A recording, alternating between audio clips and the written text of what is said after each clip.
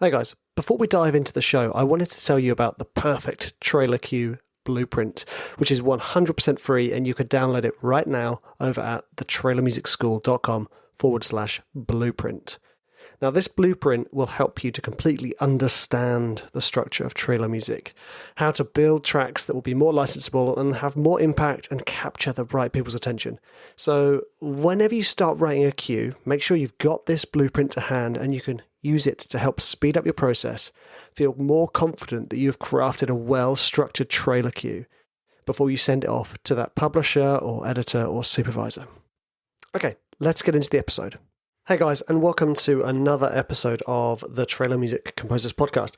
In today's episode, I'm going to be doing another walkthrough of one of my tracks that got placed recently. The track is Sanctuary, and it was from an industry-only release from Elephant Music, and the trailer was for A Very British Scandal. Now, I just want to give you a little bit of backstory about this track, because I think this is really, really important. So, obviously, those of you who are listening know that Vic and I launched Protege School 2 years ago. We're now into our second year of teaching and delivering to our students, and vice versa, students delivering tracks to us. And it's been an amazing ride. And one of the things we did in the first year, last year, was to create a course on how to write emotional solo string tracks for trailers. And this was one of the tracks. And it was really, really nice because it's kind of like proof in the pudding for me, you know. As much as, I have this podcast, I have the Trailer Music School, I have the courses, and, you know, I do get quite a lot of placements, and I'm very blessed for that. Doesn't stop any like imposter syndrome coming in, or doesn't stop any negativity or fears that I'm basically just like not supposed to be doing this. You know, it's still there, guys. Just because, you know, I've got to the point that I aimed to get to doesn't mean it stopped. So doing this where I was teaching other people how to do it, and then the entire track then get placed on a trailer, for me was just like, it's kind of like a weight off my shoulders. I do know something. You know, it sounds ridiculous, I know, but I'm sure you can sympathize. Because it's one thing kind of saying, oh yeah, this track placed because of this, but it's another thing saying this track is going to place because of this.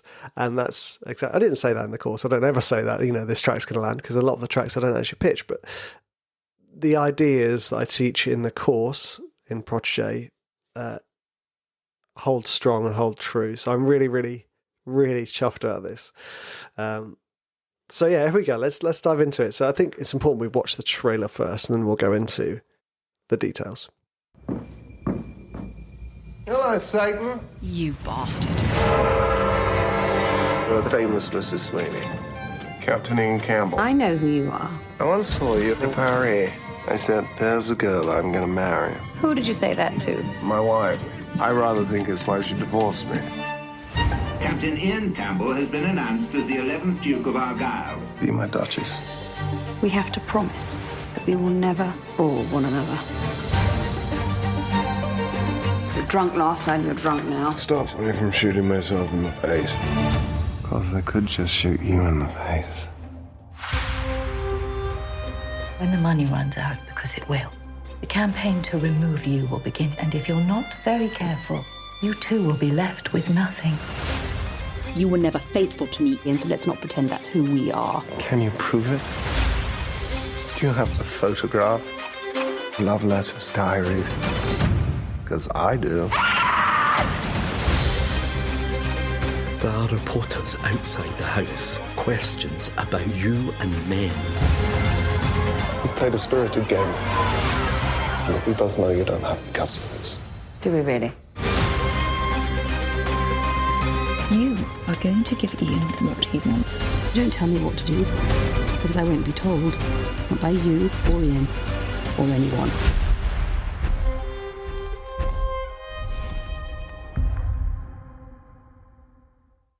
Yeah. Love it. Okay, so let's talk about this track.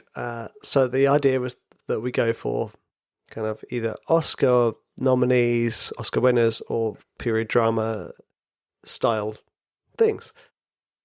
We've obviously got the latter here, this lovely sort of tense period drama thing. Now, the idea with the track was that I supply essentially Act 1, 2, and 3, and it was interesting because actually they used all of my acts in the trailer, but almost as like the Act 2 and 3. So let's talk about Act 1, Act 2, and 3. Act 3. So Act 1 is dealing with setting the tone. Act 2, building the drama, building the tension, building the pace. Act 3 is kind of like letting the track soar. And that kind of applies pretty much across the board, whether you're doing organic sound design or whether you're doing epic hybrid trailers or whether you're doing these emotional solo string tracks.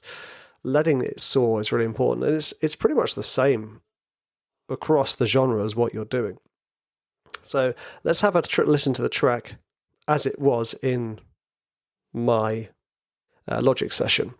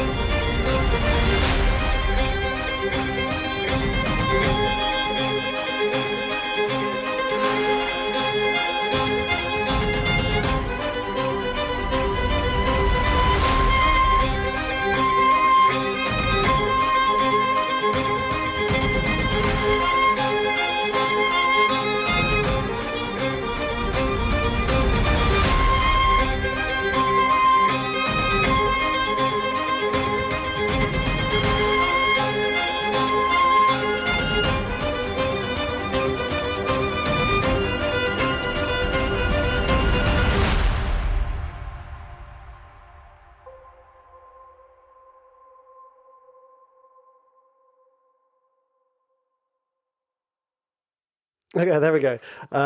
You guys kind of had like an alternative mix on that one because I've just finally switched from my 2010 Mac Pro to one of the, I wouldn't say up to date because it's 2014 dustbin Mac. And obviously I'm in that annoying phase where you load up Logic and it's like, oh, this license isn't there yet. Oh, this can't find this contact instance. So you heard that without the bass. And I think you heard it with these Inventor instruments, my own instruments. They kind of reset to their default patches, annoyingly. So ever so slightly different. But there's only really a couple of important points here. The first one is in Act 1. So just when I was writing this, just so you know, I wrote it all on piano. I set out the chord sequence that I was going to use, and that was it. So I used to play the violin awfully, but nonetheless. So when I was learning solo violin pieces, a lot of these kind of lovely classical pieces would start out, particularly like chaconnes and things, would start out with like slow arpeggios. So that's what I wanted. I'm just stating the chord sequence here. I'm just saying, hey guys, this is the mood, these are the sequences that I'm choosing, and this is what we're going to stick with for the next 2 minutes or so. And I didn't do anything else really except for adding ambience. That's my own ambient piano.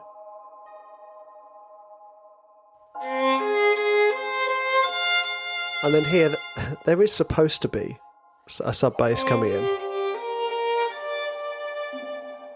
But then obviously the second iteration of the chord sequence is ever so slightly different because I don't end on this chord here. I end on a slightly different one at the end. It's standard sort of utilising 4 chord sequence, but you change the 4th chord the second time you hear it, so you're actually making it into an 8 chord sequence. And then I just added in some pizzicato just to bring some pace. And of course, I'll talk about this a lot, but this stuff is really important in training music. That's literally just a big taiko with the bottom swooped out and put into a big plate. There we go. That's what it is, but I've just rolled off the EQ, so it's like this distant kind of like type of thing. Then that's Act 1. I mean, I'm just stating my chord sequence in arpeggios.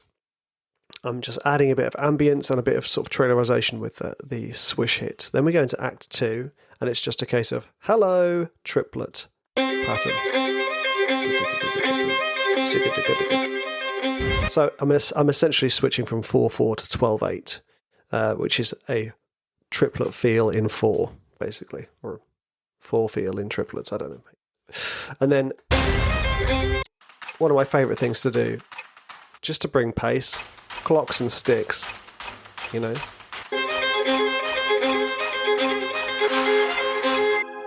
of ambience as well.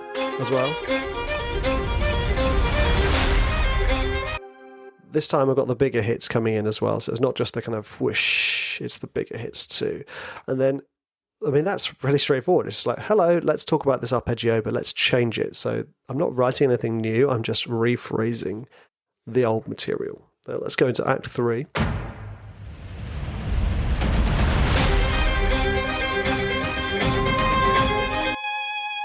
It's the same chord sequence, but with... It should have a bass underneath going...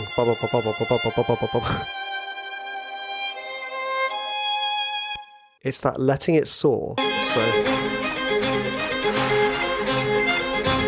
without that top line, it doesn't feel like this kind of like big, open Act 3. And this is something to bear in mind when you are writing Act 3, is giving it the top line that's really clear, and letting there be some shimmer. So this top line is the shimmer and the top line. It's kind of like, well, I say the pads are kind of the shimmer as well, but the shimmer kind of gives you this implied distance and implied space, and the top line does the same. By kind of reaching up to the extremities in pitch, you are therefore kind of showing how the track is growing and expanding. And it's the same with volume as well. You want to kind of start small, start close. It doesn't have to be close, but the idea is there. Start small and close and low, and then kind of build out and expand as the track goes on. That's pretty much trailer writing. I'm not going to go into a huge amount of detail because there isn't much. As you see, this is only a 31 track cue, and essentially all I have is the violins chugging away, the pads, the bass, and the percussion. That's basically it. And obviously the big trailer hits. There's sort of 5 stems in here. There's nothing much too busy.